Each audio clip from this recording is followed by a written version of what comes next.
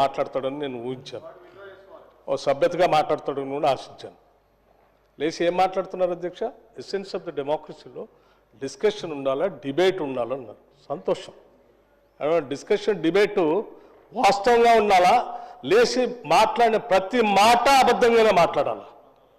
What are we doing? You are not misguiding the house, not only the house, the entire state you are misguiding. వారు ఏమన్నారండి? అభయహస్తం పేరు మీద అడ్డగోలుగా advertisements ఇచ్చామని చెప్తా ఉన్నాం.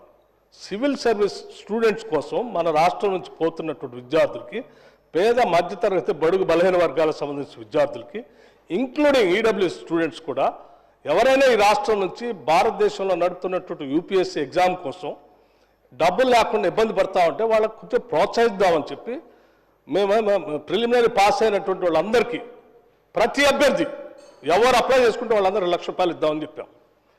మెయిన్స్ కంప్లీట్ చేసి ఇంటర్వ్యూకి పోతా ఉంటే ఢిల్లీకి పోయి ఆడ ఉండటానికి, కోచింగ్ తీసుకోవడానికి ఎంతో కొంత సాయం చేస్తే కొద్దిగా ఎక్కువ మంది ఇంటర్వ్యూలో సెలెక్ట్ అయ్యి మన రాష్ట్ర విద్యార్థులు వస్తే రాష్ట్రానికి గౌరవం, కొంత మర్యాద, కొంత భవిష్యత్తులో వాళ్ళు ఎక్కడున్నా కానీ రాష్ట్ర ప్రయోజనాల కోసం ఉపయోగపడతారని వాళ్ళకు ₹1,00,000 ఇద్దామని చెప్పాం. ఇది మంచి పథకం కదా అధ్యక్ష?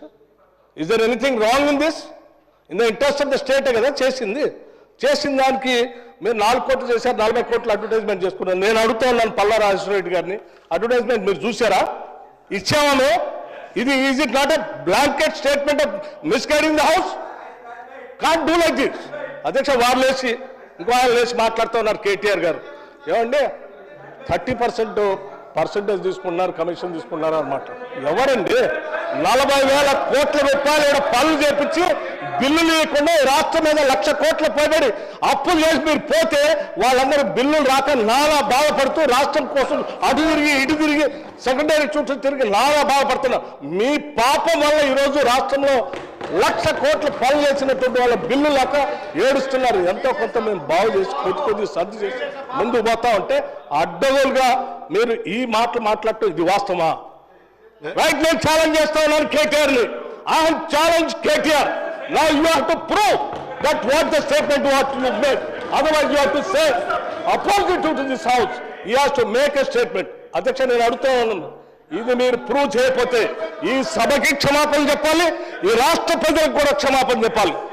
ఈ రకంగా మైక్ దొరికింది కదా అని అడ్డగోలుగా ప్రభుత్వం మీద బ్లాంకెట్ గా ఈ రకమైన స్టేట్మెంట్ ఇస్తే ఇట్ ఈస్ నాట్ కరెక్ట్. అధ్యక్ష, గౌరవ సభ్యుడు దీని మీద తిరిగి సమాధానం చెప్పాలి, క్షమాపణ కూడా చెప్పాలి. దయచేసి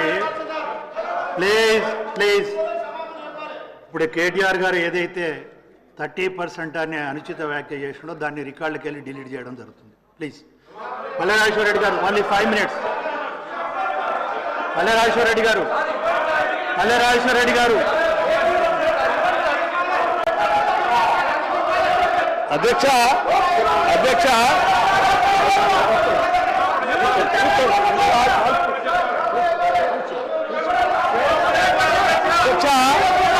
నేను ఒక బాధ్యత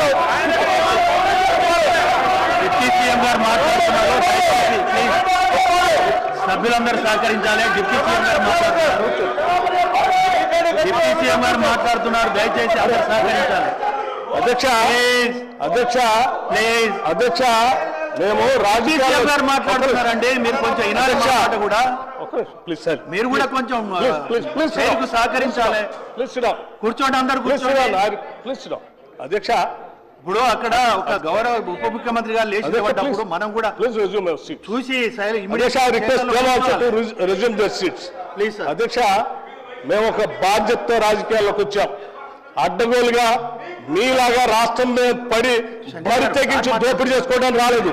మేము ఒక బాధ్యతతో ప్రజలకు సేవ చేయాలని, మేలు చేయాలని ఒక నమ్మకంతో మాలాగా ఈ రాష్ట్రంలో అణగారిన వర్గాలు, బాధితులు, తాడితులు, ఇబ్బందులు ఉన్నటువంటి మధ్యతరగతి కుటుంబాలు బాధపడకూడదు, వాళ్ళ కోసం ఏమైనా చేయాలనేటువంటి ఉన్నతమైనటువంటి ఆలోచనతో రాజకీయాలకు వచ్చినటువంటి వాళ్ళు ఎంత ఉన్నారు. మీలాగా అడ్డగోలు పనులు చేసి ఈ రాష్ట్రాన్ని దోపిడీ చేసి సర్వనాశనం చేసి 8 లక్షల కోట్ల రూపాయలు దీని మీద పారవేసిపోయే విధంగా మేము రాలేదు. అధ్యక్ష, మాట్లాడే ముందు ఒక బాధ్యత ఉండాలి, నిబద్ధత ఉండాలి. గౌరవ సభ్యులు మాట్లాడేటప్పుడు, ఒక స్టేట్మెంట్ చేసేటప్పుడు ఒళ్ళు దగ్గర పెట్టుకొని మనం మాట్లాడేది కరెక్టా కాదా, ఇది మనం ఏం చేస్తున్నాము